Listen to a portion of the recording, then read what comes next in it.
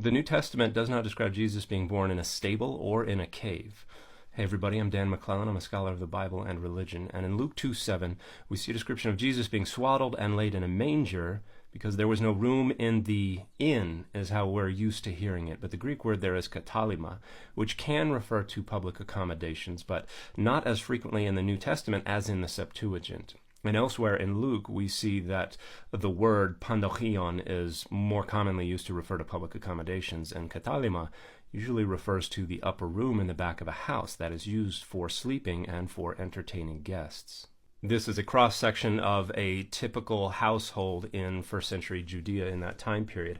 At the bottom, that's where most of the day-to-day living goes on, but that room up top, that's where people ate meals, that's where people slept, and then they also usually spent time on the roof. So katalima almost certainly refers to that upper room up there. So there was no room there because there were other family members already taking up that space. And so when it talks about Mary having to lay Jesus in a manger, all that means is that they were within the same household.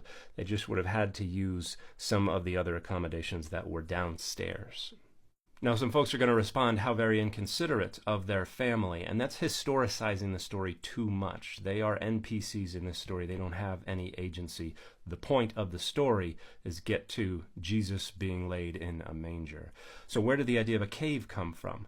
Well, the first person who mentions a cave is Justin Martyr in the middle of the 2nd century CE, who reads the reference to katalima as a reference to public accommodations, and so describes the story of them going from public accommodation to public accommodation, not finding anything, and having to go find a cave somewhere where they can lay Jesus in a manger. And then the Proto-Evangelium of James, another 2nd century CE text, also describes the tradition that way.